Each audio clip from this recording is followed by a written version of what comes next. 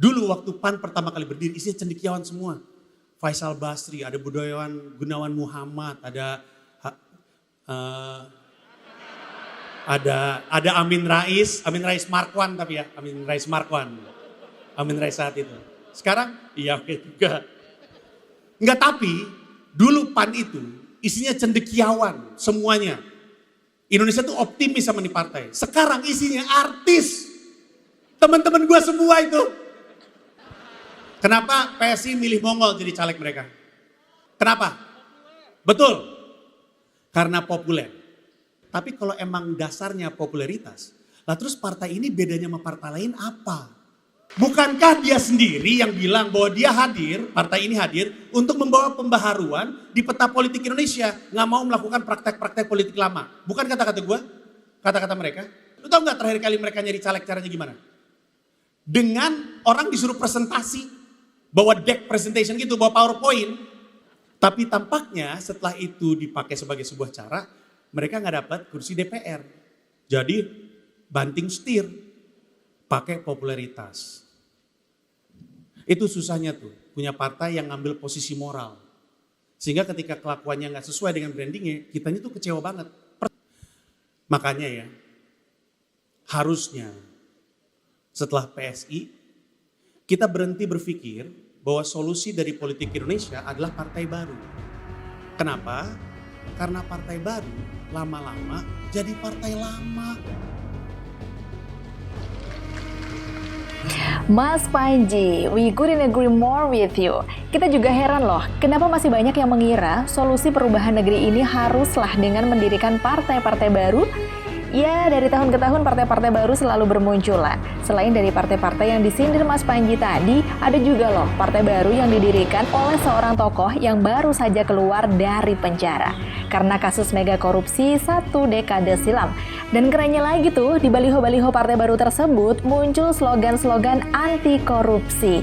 Ya gini loh, partai-partai itu munafik, kita sudah tahu sama tahu lah ya. Tapi mbok iya, tahu malu dikit kenapa sih? Ada juga partai baru yang alih-alih menyadari bahwa masyarakat kita hari ini sudah begitu terpecah belah akibat politik identitas.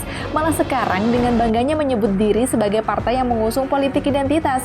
Bahkan kita dari KMBI pun terkadang masih ada yang nanyain, bikin partai KMBI dong, pasti kita akan nyoblos. Lah gimana sih?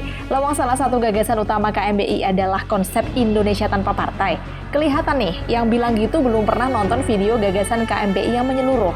Kalau dari KMBI jelas sekali solusinya bukanlah melahirkan partai baru, tapi merombak sistem perpolitikan yang sedang berjalan saat ini.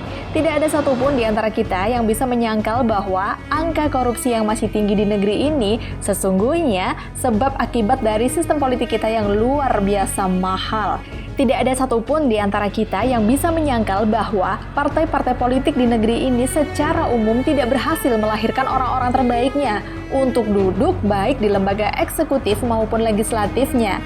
Tidak ada satupun di antara kita yang bisa menyangkal bahwa masyarakat, utamanya generasi muda saat ini kebanyakan sudah kehilangan kepercayaan terhadap partai-partai politik. Walaupun angka partisipasi coblosan pileg masih cukup tinggi, tapi jika kita berani jujur, itu semua karena politik uang. Mana mau mereka repot-repot datang ke TPS kalau nggak dikasih amplopan? Bener nggak? Saat ini di dunia bisnis, teknologi, entertainment, kita mengenal istilah shifting yang artinya pergeseran, atau bahkan disruption yang artinya perubahan tatanan secara besar-besaran. Dalam dunia politik juga seharusnya demikian, karena tidak ada satu hal pun di dunia ini yang tidak tergeser oleh perkembangan zaman. Apa yang dulu baik, belum tentu baik pada zaman now. Apa yang dulu bermanfaat, belum tentu masih berguna pada saat ini. Partai politik pada zaman dulu adalah produk peradaban yang luar biasa.